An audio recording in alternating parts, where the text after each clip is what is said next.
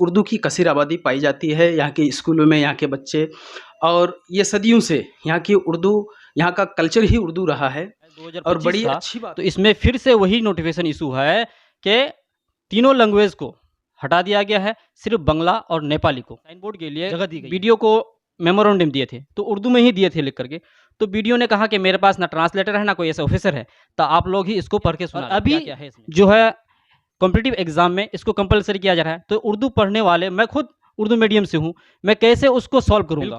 मैं भी बिहार से ही ISC किया हूँ, तो वहाँ पे हम लोगों को जो है 50 मार्क्स का हिंदी रखना ही पड़ा। तो इसी तरह से मेरी सरकार से डिमांड ये। आदाब नाज़रीन, मैं अब्दुल रज़ाक और आप देख रहे हैं सदाकत न्यूज़ टाइम। नाज़रीन, अब बखूबी वाकिफ़ हैं कि मगरबी बंगाल में 25 अप्रैल 2025 को WBCS का एक सिलेबस निकला है और उस सिलेबस में जो 300 नंबर के क्वालिफाइंग यानी मेंस पेपर में 300 नंबर क्वालिफाइंग पेपर रखा है, उस 300 में से बंगला या फिर नेपाली है। बंगला या फिर नेपाली 300 क्वालिफाइंग नेचर के पेपर हैं जो लैंग्वेज में हैं।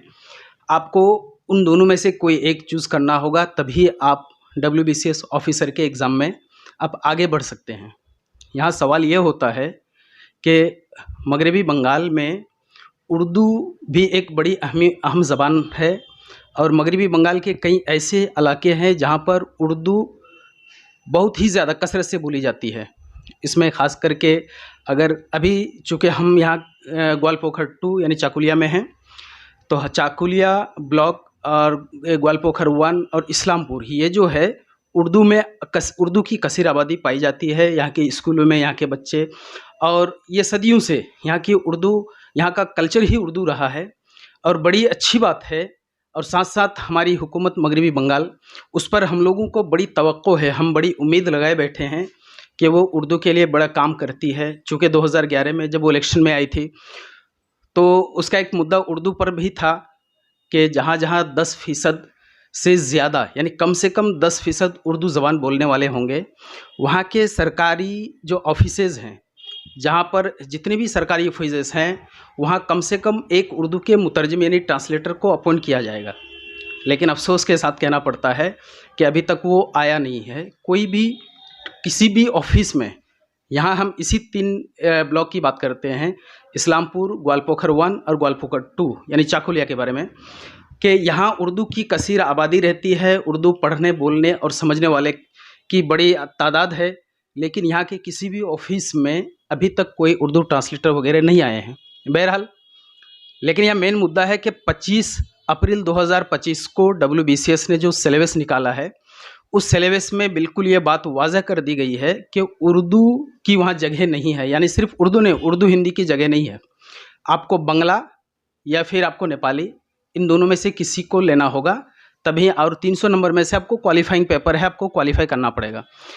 यहाँ कुछ ऐसे भी लड़के हैं जो इनकी तैयारी में लगे हैं, किसी के भाई लगे हुए हैं, कोई जो है अलग अलग इसमें, कुछ लोग ऐसे भी ख्वाहिश रखते हैं कि मेरा छोटा भाई है या फिर मेरी बहन है जो उर्दू या हिंदी मीडियम से पढ़ते हैं, वो WBCS ऑफिसर बने, तो उनका ख्वाब कहीं ना कहीं चकनाचूर होता हुआ नज़र आ रहा है।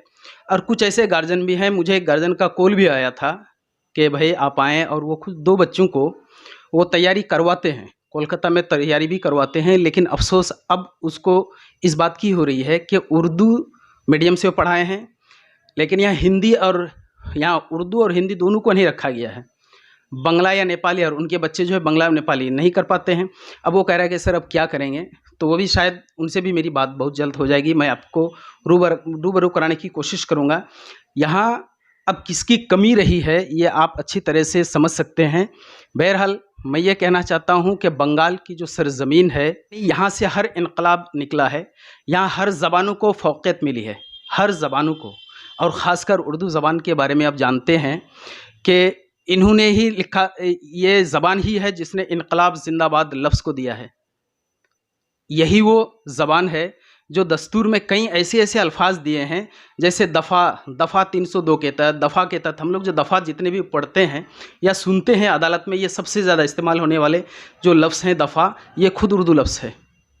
उर्दू लफ्ज़ इतनी प्यारी ज़बान है कि उसमें जब भी कोई शख्स कुछ बोलता हो तो उसमें बड़ी लज्जत आती है।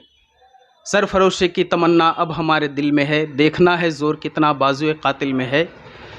ये भी उर्दू ज़बान ही में है, जो ज़बान जंग आज़ादी में बड़ा अहम किरदार अदा किया हो, उसे कोई भी हुकूमत कैसे फरामोश कर सकती है।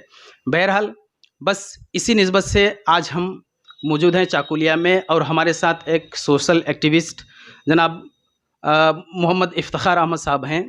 असल में वो भी अच्छे समाजी कारकुन भी हैं और पढ़ाई से मुतालिक अच्छे ये रखते हैं, और वो हमेशा कोशिश करते हैं कि इलाक़े में एक ऐसा माहौल बनाया जाए जहाँ हर बच्चे तालीम याफ्ता हो, और तालीम याफ्ता होने से फ़ायदा ये भी है कि जितने भी जुराइम हैं ये कम हो जाए। लोग अगर तालीम याफ्ता हो जाए तो फिर हर आदमी अच्छी तरह समझ सकता है कि गलती कहाँ होती है। हमें हुकूमत के साथ हाथ से हाथ मिलाकर तरक्की की तरफ अपनी रियासत को लेके जाना है। उसी तरह से हमारे यहाँ पर हैं जनाब इफ्तिखार अहमद साहब, उनसे मेरी कुछ बातचीत होगी। सर, सबसे पहले आप मुख्तसर से अपना तारुफ करें, आप कौन हैं? मेरा नाम इफ्तिखार अहमद, मैं अमलिया गाँव शाहपुट्टू से हूँ। मास्टर आबिद हुसैन का लड़का हूँ और एक प्राइवेट स्कूल भी चलाता हूँ। अच्छा, ओ आप प्राइवेट स्कूल भी चलाते हैं? अच्छा सर, आपकी तालीम कितनी है? ग्रेजुएट हूँ मैं। आप ग्रेजुएट हैं जी। बहरहाल तो अभी सिर्फ वहाँ जो स्कूल चलाते हैं, पब्लिक स्कूल चलाते हैं? जी, पब्लिक स्कूल। क्या नाम है स्कूल का? इकरा पब्लिक स्कूल। इकरा पब्लिक स्कूल। तो सर आप असल में हम जो कुछ बातें आज से आप करने वाले हैं, WBCS में जो उर्दू है वो सिलेबस जो आया है, उर्दू और हिंदी दोनों ही नहीं है। तो ऐसे में सर आप किस तरह से देखते हैं इसको? देखिए, सिर्फ उर्दू हिंदी नहीं, उर्दू हिंदी और संथाली को भी हटा दिया गया है। इससे पहले हर साल जो है ये 2023 की से ये साजिश रची जा रही है, और ये किसकी साजिश है सबको पता है कि उससे पहले हिंदी, उर्दू, संथाली को जगह दी गई थी। लेकिन 2023 में नोटिफिकेशन इशू होता है कि उर्दू को हटा दिया गया, ये सब जितने भी और दीगर ज़बानें हैं उसको हटा दिया गया है। तब हमारे कुछ कौंसिल है, एक तंजीम, उन्होंने ममता बनर्जी से जाकर के मुलाकात की। अब उन्होंने क्या यकीन दहानी कराई नहीं कराई, लेकिन जो हम लोगों को एक सोशल मीडिया के थ्रू देखने को मिलता है, अखबार मशरिक में हेडिंग आया था कि ममता बनर्जी ने यकीन दिलाई कि मगरबी बंगाल में WBCS में उर्दू या बंगला लाजमी पेपर नहीं होगा। चलिए ठीक है, 2 साल, लेकिन अभी जो है फिर से नोटिफिकेशन इशू हुआ है 2025 का, तो इसमें फिर से वही नोटिफिकेशन इशू है कि तीनों लैंग्वेज को हटा दिया गया है, सिर्फ बंगला और नेपाली को जगह दी गई है। तो मेरा सवाल हुकूमत से ये है कि ये तीनों ज़बानों को जो हटाया गया है तो इसकी वजह क्या है? कहीं ना कहीं इसमें साफ दर्शाता है कि जो हिंदी, उर्दू और संथाली बोलने वाले लोग हैं, इन लोगों को रोज़गार से, WBCS से इन लोगों को जो है बेदखल कर दिया जाए, और इसके साथ साथ जो है ना ये लोग मुलाजमत में जगह मिलेगी, ना ये ज़बानें बची रहेंगी। तो ये सरकार की साजिश है कि ये सब ज़बानों को आहिस्ता आहिस्ता ख़त्म कर दिया जाए। और रही बात कि जो सबसे मुलाजमत में सबसे ज़्यादा ज़बान का इस्तेमाल होता है वो इंग्लिश ज़बान है, तो इंग्लिश को भी जो है वहाँ से जो है, और WBS वेस्ट बंगाल कांस्टेबल उसमें से भी हटा दिया गया है। वहाँ पे सिर्फ़ और सिर्फ बंगला और नेपाली वहाँ पे भी रखा गया है। तो जब इन ज़बानों को हटाया गया जा रहा है तो फिर नेपाली को किस बुनियाद पर रखा जा रहा है? मेरा कोई एतराज़ नहीं है कि नेपाली ज़बान जैसे पहले रखी गई थी उसको उसी तरह से रखी जाए, उसके साथ साथ दीगर ज़बानें भी थी उसको भी रखी जाए। उसको हटाने का रीज़न बताया जाए, क्यों हटाया गया? अगर रीज़न नहीं बता पाती है तो इसका मतलब यही है कि इन ज़बानों से सरकार को दुश्मनी है, इन ज़बानों के साथ साजिश रची जा रही है कि इसको ख़त्म किया जाए, और इसके ज़रिए जितने भी इस ज़बान के ज़रिए जितने भी मतलब सरकारी मुलाजमत में आते थे उसके लिए दरवाज़ा बंद कर दिया जाए। नहीं, असल में देखिए गवर्नमेंट जो है, जैसे आप बोल रहे कि ममता बनर्जी नहीं चाहती है, क्यों? माने ये नहीं चाहती है कि वो उर्दू तरक्की ना करे, बल्कि वो खुद 2012 में एक रेजोल्यूशन भी पास कराई है कि जहाँ जहाँ उर्दू 10% कम से कम बोलने वाले होंगे वहाँ की हर ऑफिस में दी जाएगी। और आप कह रहे हैं कि शायद वो हुकूमत ऐसा सोच रही है कि इसी को तबाह करने, नहीं। लेकिन मैं आपको ये कहना चाहूँगा, शायद हुकूमत को पता ना हो कि वहाँ पर ज़रूरत हो, क्योंकि जब तक आप हुकूमत की कान तक ये बात नहीं देंगे उसको कैसे पता चलेगा कि भाई, तो आप बात दीजिए हुकूमत को। बिल्कुल ये जो है ऐसा नहीं है। अभी सोशल मीडिया का ज़माना है, छोटी से छोटी खबर भी हुकूमत तक पहुँचती है। तो ये बिल्कुल, ये जो ये मेरा मकसद नहीं है कि हुकूमत को छेड़ना, लेकिन यहाँ बात आ जाती है हुकूमत की, तो हुकूमत को इशारा भी करना है, उनको बताना भी है। क्योंकि ये जो हुकूमत बनी 2011 में, इसके पीछे कुछ ना कुछ हाथ उर्दू ज़बान बोलने वालों का भी रहा। क्योंकि उससे पहले जब बाया महज की हुकूमत थी यहाँ पे, तो कुछ तंजीमों ने उर्दू को फ़रोग़ देने के लिए तहरीकें चलाई। उसका जो है पूरा सपोर्ट टीएमसी को था। टीएमसी हुकूमत में आ गए 2011 में, और उन्होंने वादा किया और ये कहा कि उर्दू को जिस एरिया में, जिस इलाके में 10% उर्दू बोलने वाले लोग हैं, वहाँ पे इसको दूसरी सरकारी ज़बान का दर्जा दिया जाए। लेकिन सिर्फ ये ज़बानी होकर रह गया है। क्या आज ज़मीनी सतह पर इस पर अमल क्या हो रहा है? नहीं हो रहा है। क्या किसी भी सरकारी ऑफिसेस में उर्दू ज़बान में किसी भी नोटिफिकेशन हो या कोई भी सरकार की तरफ से शाये होने वाली कोई भी डॉक्यूमेंट्स, उसको उर्दू में तर्जुमा किया जाता है? क्या किसी ट्रांसलेटर का अपॉइंटमेंट होता है? नहीं होता है। तो ये सिर्फ जो है एक जिसको कहते हैं लिप सर्विस, हुकूमत की तरफ से यही है, उसके अलावा कुछ नहीं है। तो क्या सर आप लोग कभी उर्दू में या फिर हिंदी में कभी भी कोई ऑफिस, सरकारी ऑफिस में कुछ लिख के जमा किए हैं, कोई एप्लीकेशन वगैरह? बिल्कुल किए हैं। सबसे पहले कि हम लोग, आपको पता होगा कि 2 साल पहले कुछ चाकुलिया के अलग-अलग तंजीमों की तरफ से एक तहरीक शुरू की गई थी कि जितने भी सरकारी ऑफिसेस है, सब में साइन बोर्ड बंगला के साथ-साथ उर्दू में भी होना चाहिए। तो इस तहरीक को जो है साइड से कहीं न कहीं कुचल दिया गया, ख़त्म कर दी गई। और दिए भी हैं, कहीं अगर पर्सनली कहीं पे दिए हैं, तो सबसे पहले मेरा खुद एक भाई दिया था, तो उसको सबसे पहले एक्सेप्ट करने से इनकार कर दिया।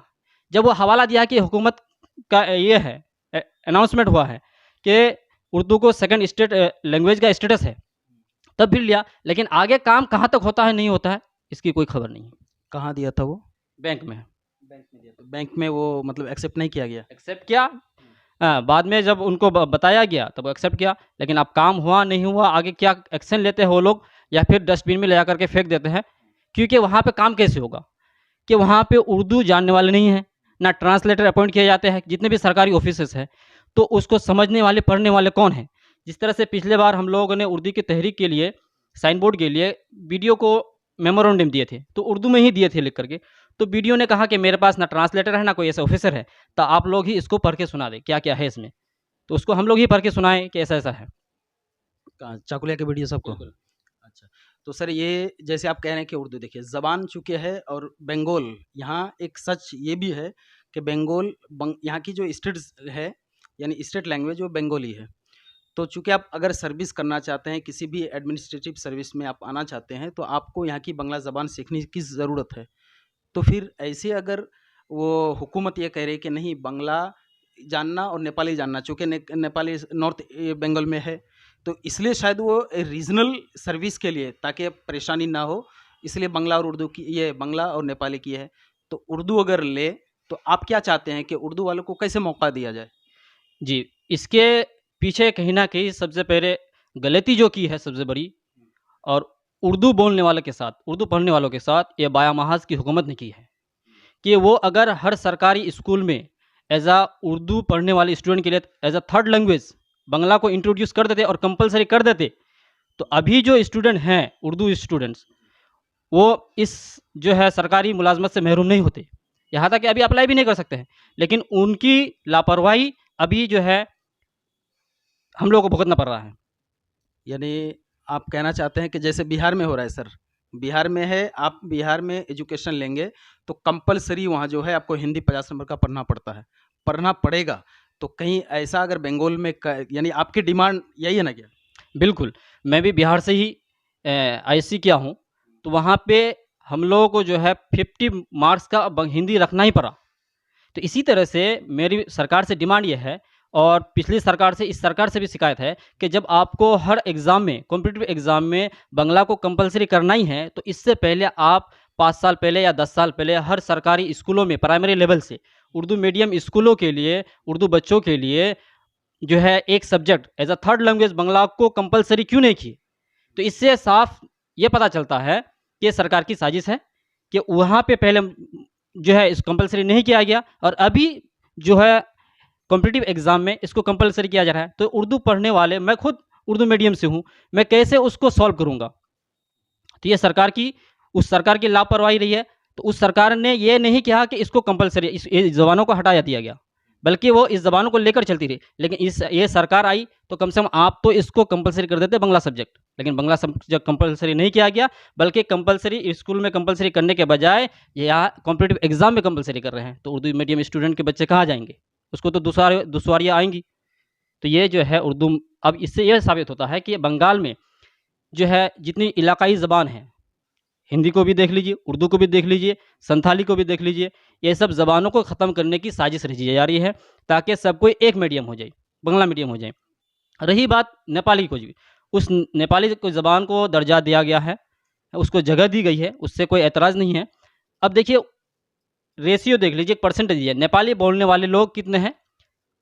पॉइंट कुछ परसेंट है, 1315% है। लेकिन उर्दू बोलने वाले बंगाल में 1.56% है। लेकिन उन लोगों को जगह दी गई है, उर्दू वाले को जगह नहीं दी गई है, हिंदी वालों को जगह नहीं दी गई है, संथाली वाले को जगह नहीं दी गई है। तो इससे अब क्या साबित हो सकता है? नहीं, देखिए, आप अगर गवर्नमेंट पर इल्ज़ाम लगा रहे हैं ये भी गलत होगा, क्योंकि देखिए गवर्नमेंट को आप, बल्कि गवर्नमेंट की कमी रही होगी या फिर गवर्नमेंट इधर ध्यान नहीं दे रही है। और आपने एक बड़ी अच्छी बात भी कही है कि सिर्फ ये आज जो 2011 में तृणमूल गवर्नमेंट आई है टीएमसी की, तो इससे पहले जो गवर्नमेंट थी उसकी भी एक गलती रही है। अगर वो चीज़, आपने ही खुद बोले कि अगर वो ये कर देता, जैसे बिहार में 50 नंबर कंपलसरी, आप उर्दू पढ़ते हैं या हिंदी पढ़ते हैं या बंगाली पढ़ते हैं, जो भी बच्चे बिहार में जाके अब एडमिशन लेते हैं या जो भी जिस तरह से भी अगर किसी भी कोर्स में लेते हैं, तो आपको हर हाल में 50 नंबर का क्वालिफाइंग नेचर सब्जेक्ट जो है वो आपको करना पड़ेगा। और वो चीज़ अगर बंगाल में कर दे, ये कम से कम ये हुकूमत, उर्दू वालों को ममता बनर्जी से बड़ी उम्मीद थी और आज भी है। इसलिए ये आप ये डिमांड कर सकते हैं कि नहीं, ये कमी रही होगी, आप थोड़ा ध्यान दीजिए। और ख़ास तौर से ये जो हमारी एडमिनिस्ट्रेटिव जितनी भी डिपार्टमेंट हैं, जितने भी, इस डिपार्टमेंट में उर्दू और हिंदी वालों को मौका दिया जाए। आपकी बस यही मांग है तो? जी बिल्कुल, मैं तो कहा कि बाया महाज की हुकूमत ने ये बड़ी गलती की है कि स्कूलों में बंगला को कंपलसरी नहीं किया गया। लेकिन चलिए ये हुकूमत आई, ये भी तो कर सकती थी, चलिए नहीं किए, अब कर दीजिए। और जो कॉम्पिटिटिव एग्ज़ाम्स का नोटिफिकेशन आप इशू कर रहे हैं, तो इसमें कम से कम आप, मेरा हुकूमत से मुतालबा है कि कम से कम इसको 10 साल के लिए रोक दिया जाए। क्योंकि अभी के जो बच्चे पढ़ रहे हैं, अभी लागू किया जाए, उसको कंपलसरी किया जाए बांग्ला सब्जेक्ट, और 10 साल के लिए इसको रोक दिया जाए कि बांग्ला कंपलसरी नहीं कॉम्पिटिटिव एग्ज़ाम्स में। तो ये जो अभी के बच्चे जो पढ़ रहे हैं, ताकि आगे चलकर इसको भी मौका मिल जाए। आपको क्या लगता है कि यानी अगर 10 साल में वो रोक दिया जाए, यानी 10 साल आप कह रहे हैं कि 10 साल जो है क्या रोका जाए, यानी कंपलसरी लैंग्वेज ये बांग्ला को रोका नहीं? बांग्ला को कंपलसरी जैसे पहले था कि कॉम्पिटिटिव एग्ज़ाम्स में, जैसे WBCS में, वेस्ट बंगाल पुलिस कांस्टेबल में, अभी जो है सिर्फ नेपाली और बांग्ला को किया गया है, बाकी उर्दू ज़बान, हिंदी और संथाली को हटा दिया गया है। तो उन पहले की तरह उसी तरह से रहने दिया जाए 10 साल। और जब ये बच्चे तैयार हो रहे हैं, पढ़ रहे हैं, ताकि अभी अगर बांग्ला को स्कूल में कंपलसरी करेंगे तो इन लोगों को सीखने का भी मौका मिल जाएगा और आगे चलकर ये लोग भी वहाँ पे चांस मिलेगा इन लोगों को भी। और यानी आप तो नाज़रीन अभी आप सुन रहे थे मोहम्मद इफ्तिखार भाई को, ये चूँकि ये बिहार से भी पढ़े हैं और वहाँ पर उनको हिंदी का एक पेपर देना पड़ा है, उसमें बड़ी परेशानी, लेकिन वो अब हिंदी में एलिजिबल हो गए हैं, पढ़ भी सकते हैं, लिख भी सकते हैं। क्या सर, आप पढ़ लिख सकते हैं? जी बिल्कुल। अब ये हिंदी उर्दू मीडियम के स्टूडेंट वहाँ जाके पढ़े, कंपलसरी लैंग्वेज होने की वजह से वो अब हिंदी में भी एलिजिबल हैं। तो उनका कहना है, और ये सही भी है, कि हुकूमत की ये कमी रही है। इससे पहले लेफ्ट गवर्नमेंट रही है, अब वो जो है वो भी कहीं ना कहीं सिर्फ third language, as a third language 8 तक करा दिए। लेकिन अब एग्ज़ाम में जाइएगा तो कम से कम आपका मैट्रिक में, कम से कम मैट्रिक या फिर किसी उससे हायर एजुकेशन सर्टिफिकेट में आपको बांग्ला यानी ज़बान का होना ज़रूरी है, यानी कम से कम डिप्लोमा का ही होना ज़रूरी है। तो मांग यह है, उर्दू के जो भी पढ़ने वाले बच्चे हैं और ख़ासतौर से ये सोशल एक्टिविस्ट हैं, उर्दू तालीम पर अच्छा काम करते हैं, इनकी तारीफ़ करनी होगी। किसी भी हुकूमत को तंज ना करते हुए सिर्फ अब हुकूमत की कमी यानी उनके क्या कमी रहे उनको नज़र हो सकता है ज़हन से बात चली गई हो। बस हुकूमत से यही डिमांड है कि उर्दू, हिंदी और ये जो संथाली यानी बंगाल में ये जो बोलने वाले और पढ़ने वाले लोग हैं, इनको भी मौका दिया जाए और इस मौके का यही एक गुंजाइश बनती है कि फ़िलहाल 10 साल तक 10 साल तक जो है कंपल्सरी ना किया जाए कि बांग्ला और नेपाली को कंपल्सरी नहीं, बल्कि पहले की तरह रखा जाए। 2023 से पहले जिस तरह से थे कि भई बांग्ला, हिंदी वालों को भी मौका मिलता था, वो मौका दिया जाए। 300 नंबर जो क्वालिफाइंग नेचर डब्ल्यूबीसीएस के मेंस पेपर में हैं, इनको जो है वहाँ पर उर्दू, हिंदी को भी मौका दिया जाए ताकि 10 साल के बाद और अभी से हर स्कूल में बांग्ला कंपल्सरी कर दिया जाए, यही डिमांड है। आपकी क्या राय बनती है? अपनी राय कमेंट सेक्शन में ज़रूर दें और ख़ास तौर से आप जो हैं अपने बच्चों को जहाँ पर भी तालीम दिलाते हैं, रीजनल लैंग्वेज पर ज़रूर ध्यान दें। तब तक के लिए शुक्रिया। खुदा हाफ़िज़।